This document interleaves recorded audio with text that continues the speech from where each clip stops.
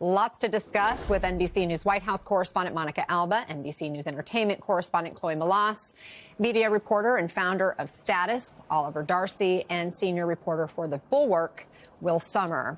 So, guys, it has been quite some time since a late-night monologue has arrived with such significant political and cultural implications. Chloe, how did Jimmy Kimmel sort of thread the needle or balance all of those different pressures? First of all, Anna, it was an over 20-minute monologue, and he infused his typical humor. He made his jabs at his political opponents, but he also came out and praised those on the right who did support him in their own way. He called out people like Senator Ted Cruz. He called out Joe Rogan, and he said, look, I even have people in my own family who don't agree with my political views, but I never intended to make light of the assassination of Charlie Kirk. And he actually praised Charlie Kirk's wife. Take a listen.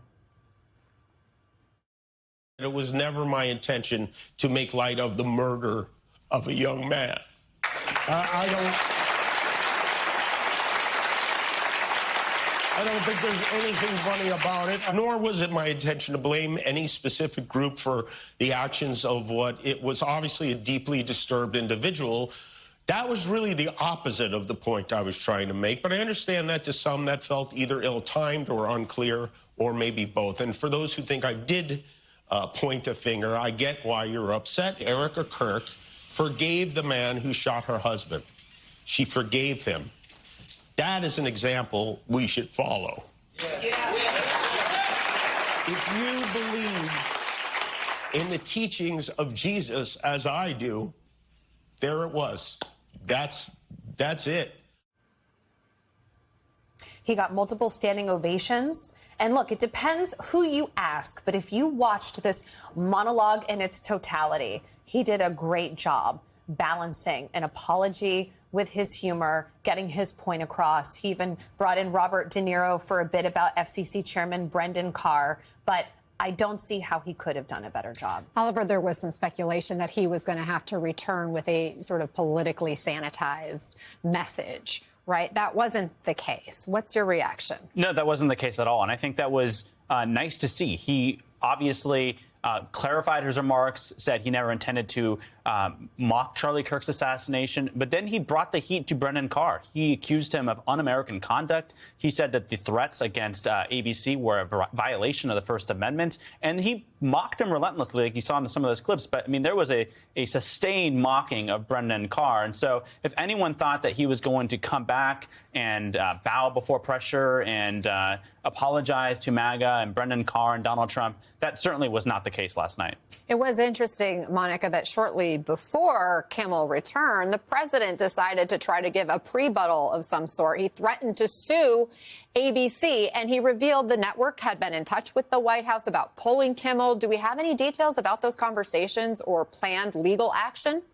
Well, I thought it was really revealing what he wrote in that social media post, Anna, because there had been so many conversations after the initial decision to pull him last week when Jimmy Kimmel was preempted indefinitely. And the White House and some of its allies and some Republicans had really tried to distance this and saying, no, this wasn't from government pressure.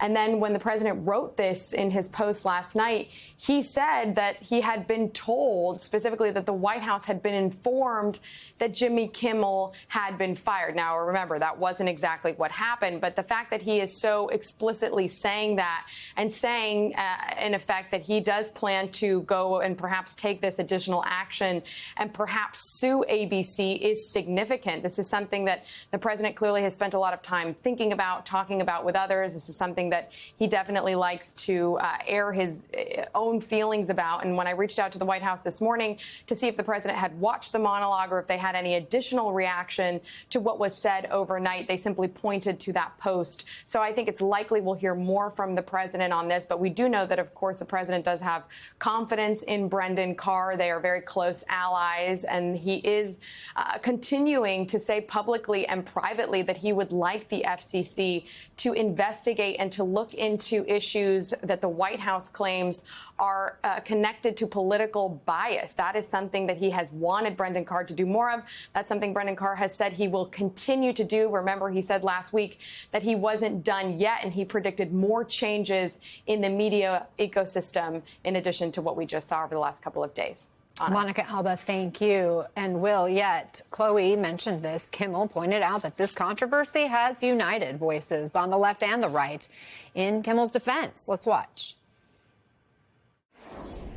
Maybe most of all, I want to thank the people who don't support my show and what I believe, but support my right to share those beliefs anyway. People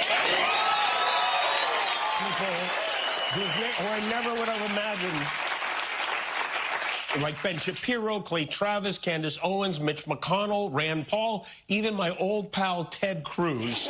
It takes courage for them to speak out against this administration, and they did, and they deserve credit for it. Will, are you surprised this is perhaps the moment in the second Trump term that has led to this broad spectrum opposition? You know, it's interesting. Certainly, you know, Kimmel mentioned people like pundits like Ben Shapiro or Senator Ted Cruz, Rand Paul. You know, I think there is some amount still on the right of people who are willing to stand up to Trump, particularly on something that's such a bedrock issue for Americans like free speech. Because, you know, look, people on the right are concerned about the possibility that this new precedent, this idea of the government silencing speech, could be used against them in the future. I mean, Ted Cruz said that explicitly. And, you know, it is certainly an issue I think that they're going to continue to fight on. And, you know, Jimmy Kimmel gave them credit, I think, also for being willing. I mean, even standing up to Trump if you're a senator can be a scary thing these days. And so I do think it's unique here that this is one of the few breaking points we've seen between Republicans and the presidency. Yeah, and Joe Rogan, the influential podcaster, had warned that Trump's handling of this could come back to bite Republicans. Here's a little bit of what he said before Trump's latest ABC threat.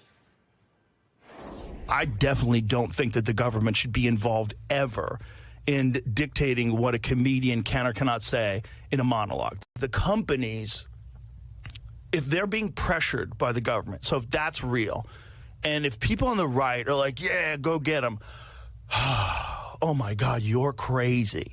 You're crazy for supporting this because this will be used on you. Will, this is a guy who has a huge audience. He connects with everyday Americans, with voters. Do you think that this will be a wake-up call for some on the right? Do you think President Trump risks sparking a more united backlash to potential constitutional violations? You know, I think these comedians and kind of the podcast manosphere are a really important group to watch. We already saw them starting to break with Trump over closing the Epstein case.